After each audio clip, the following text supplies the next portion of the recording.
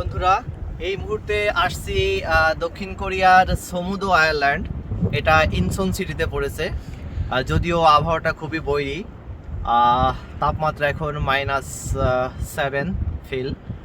তো এর মধ্যেই হাত বরফ হয়ে যাচ্ছে, এটা অন্যরকম ফিল। তো আমাদের সাথে থাকেন, আমরা ঘুরে ঘুরে দেখব এখানে দেখার কি আছে। ওকে, আল্লাহ হাফেজ। আমার বাসা থেকে যেখানে যাচ্ছি সমুদো আয়ারল্যান্ড, এটা বারবার গুগল ম্যাপে দেখাচ্ছিল প্রায় 4.5 ঘন্টার একটা জার্নি হবে। তো সেভাবেই সকাল 10:30 থেকে 11টার মধ্যে বাসা থেকে বের হলাম। আগেই বলে রাখি, এটা ট্রেন এবং বাস দুইটা মিলায়ে যেতে হবে, সরাসরি ট্রেনে এখানে যাওয়া যাবে না। তো আমরা দুজন ছিলাম সাথে।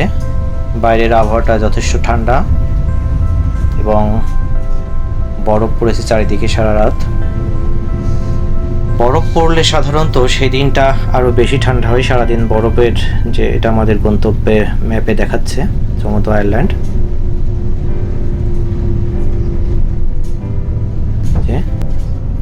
যাই হোক, আমরা ইনচন সিটির কন্দনসাগরে থেকে যারা যাবেন বা যারা যেতে চান তারা 2 নম্বর লাইনে করে এয়ারপোর্ট পর্যন্ত যেতে হবে। তো আমরা কন্দনসাগর থেকে এয়ারপোর্টের উদ্দেশ্যে রওনা হলাম। এয়ারপোর্ট টার্মিনাল 1-এ আমাদের নামতে হবে। তো আমরা ট্রেন থেকে টার্মিনাল 1-এ নেমে আমরা 2 নম্বর গেট দিয়ে এক্সিট করলাম। 2 নম্বর গেট দিয়ে এক্সিট করে আমরা, যদিও এখান থেকে ডিরেক্ট বাসেই ওইখানে যাওয়া যায়, তারপরও আমাদের ম্যাপে দেখাচ্ছিল বারবার 2টা বাস। তো আমরা ম্যাপ অনুযায়ী প্রথম বাসে উঠলাম। উঠে পথিমধ্যে একটা জায়গায় থেমে বাসের জন্য আবার অপেক্ষা করতে হলো। সেখানে প্রায় 30 মিনিট ওয়েট করেছি। আধা ঘন্টা অপেক্ষা করার পর নতুন বাস আসলো। তো রাস্তাগুলো সাধারণত আমার দেখে দার্জিলিংয়ের রাস্তার মতো মনে হচ্ছিল। দার্জিলিংয়ে যেমন উঁচু নিচু পাহাড়ের ভেতর দিয়ে রাস্তাগুলো বয়ে চলেছে, তবে পার্থক্যটা শুধু এটুকুই, বরফের কারণে রাস্তাটা প্রচণ্ড পিচ্ছিল ছিল। মনে হচ্ছিল এই বুঝি কোনো একটা দুর্ঘটনা ঘটে যেতে পারে। চারিদিকে কি পরিমাণ বরফ পড়েছে দেখেই বোঝা যাচ্ছে। তো যদিও আমরা পাবলিক ট্রান্সপোর্ট ইউজ করছি, এজন্য রাস্তার মধ্যিখানে নেমে ছবি ওঠানোর কোনো সুযোগ নেই। যদিও বরফের সময়, এই ঠান্ডার সিজনে বরফের মধ্যে ঘোরার একটা আলাদা মজাটা হলো ছবি ওঠানো বা বরফ হাতে নিয়ে এনজয় করা। এটা অন্যরকম একটা ফিলিংস। যারা করেছে বা যারা এটা সম্পর্কে জানে তারাই বুঝবে। যাই হোক, আমরা দুজন ছুটে চলেছি আমাদের গন্তব্যে। দক্ষিণ কোরিয়া পুরো দেশটাই পাহাড় এবং সাগরের বেষ্টিত একটা দেশ, অনেক ছোট একটা দেশ। সমতল ভূমির পরিমাণ খুবই কম এবং এখানে প্রায় 6 মাস খুবই ঠান্ডা থাকে, নভেম্বর থেকে মার্চ পর্যন্ত। মাইনাসে চলে যায়, যদিও আজকে তাপমাত্রা -5 to 7, এবং বরফের কারণে যোগাযোগ ব্যবস্থা রাস্তা খুবই বিপজ্জনক। দেখে বোঝা যাচ্ছে যাত্রী ছাউনির মধ্যে কি পরিমাণ বরফ জমেছে। আমরা আমাদের গন্তব্যে চলে এসেছি। এটা হলো সমুদ্র আয়ারল্যান্ড। ওই যেটা দেখা যাচ্ছে এটা হলো সমুদ্র আয়ারল্যান্ড।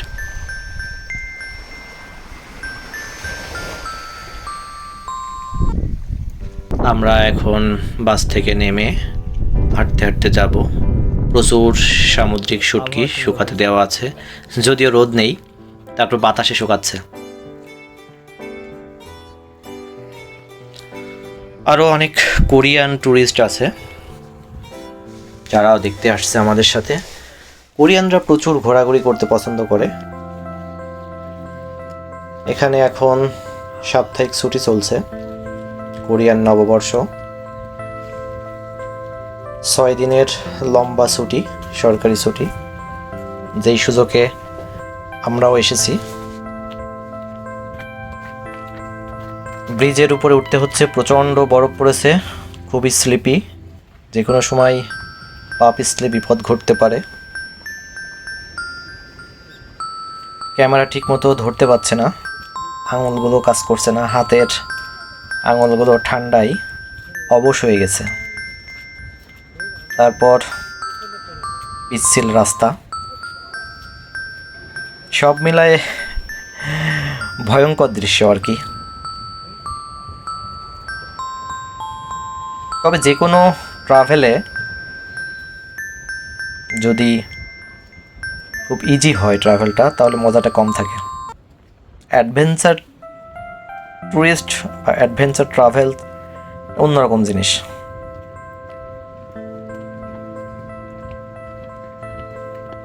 যারা অ্যাডভেঞ্চার লাভার তারাই বুঝতে পারবে অ্যাডভেঞ্চার কী জিনিস।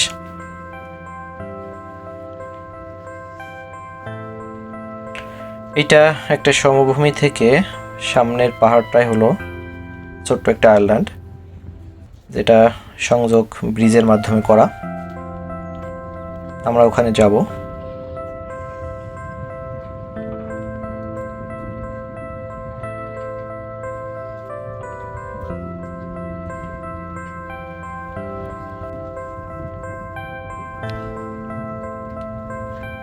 আমাদের সাথে আরও 4 জন কোরিয়ান ছিল বাসে। তো 2 জন কোরিয়ান আমাদের আসলে অনেক সহযোগিতা করেছে, কিভাবে কোথায় কি ঘুরবো। তারাও পাশের আর একটা আয়ারল্যান্ডে আসলো, একটু আগেই নামছে। যদিও কোরিয়ার লোকাল পিপল বা কোরিয়ানরা সাধারণত পার্সোনাল গাড়ি বেশি ইউজ করে, কারণ এখানে একটু রিমোট এরিয়াতে গেলে ট্রেন সংযোগ বা বাস চলাচল খুবই কম। দেখা যাচ্ছে অনেক পর মানে 1 ঘন্টা পর একটা গাড়ি আসে বা আধা ঘন্টা পর একটা গাড়ি আসে, গাড়ির জন্য অনেক সময় অপেক্ষা করতে হয়। সেজন্য পার্সোনাল গাড়ি থাকলে ঘোরার জন্য অনেক সুবিধা হয়।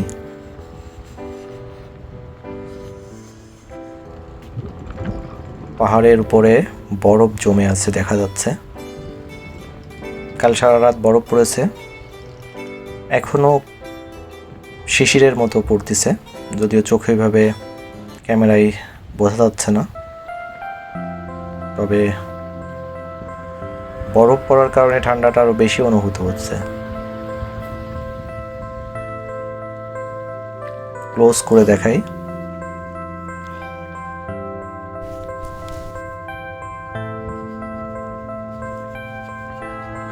লবস্টার, উনি ওনার পোষা বিড়ালকে খুঁজছে, নাম ধরে ডাকতেছে। বিড়াল এবং কুকুর এরা খুব ভালোবাসে, মনে হয় সন্তানের মতো।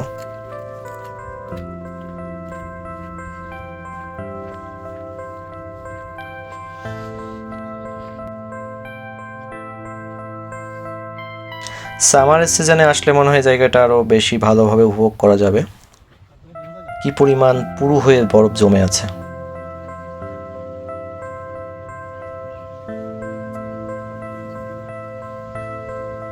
পাহাড় আর আকাশ মিলে একাকার হয়ে গেছে।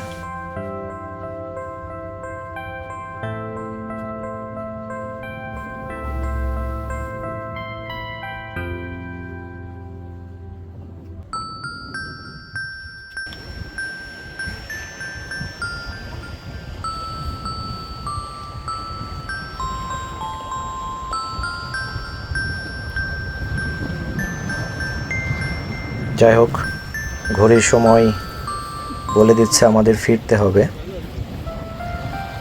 সন্ধ্যা কাছাকাছি,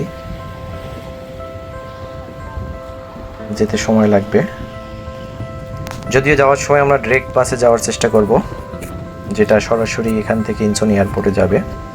বাস নাম্বার 1, এটাতে করে একবারে যাওয়ার চেষ্টা করব।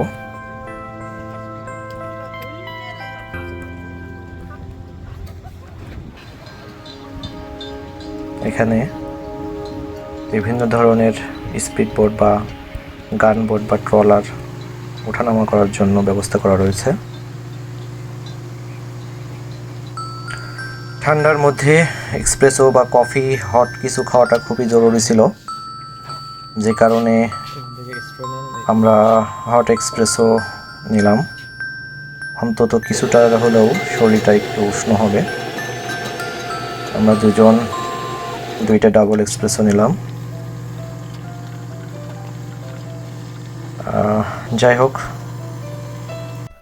আমরা স্প্রেডোটা শেষ করে সামনে গাড়ি রাখা আছে, গাড়ির ওখানে চলে যাচ্ছি।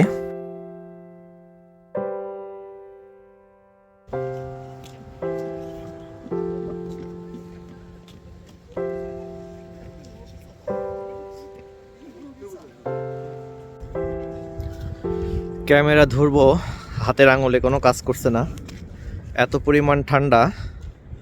ঠান্ডার মধ্যে ঘোরার মজা শেষ। এখন ব্যাক টু দ্য প্যাভিলিয়ন, বাসায় ফিরতে হবে।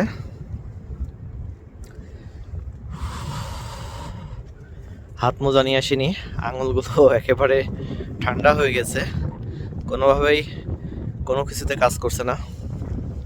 প্রচণ্ড বাতাস। জায়গাটা যদিও অনেক সুন্দর ছিল, কিন্তু ওইভাবে উপভোগ করতে পারলাম না। যতটুকু ছিলাম আপনাদের সাথে নিয়ে দেখেছি। এখন ফেরার পালা, না হলে অবস্থা খুবই খারাপ হয়ে যাবে। সবাই ভালো থাকবেন, এই ঠান্ডার মধ্যে সাবধানে থাকবেন, সুরক্ষিত থাকবেন। আল্লাহ হাফেজ।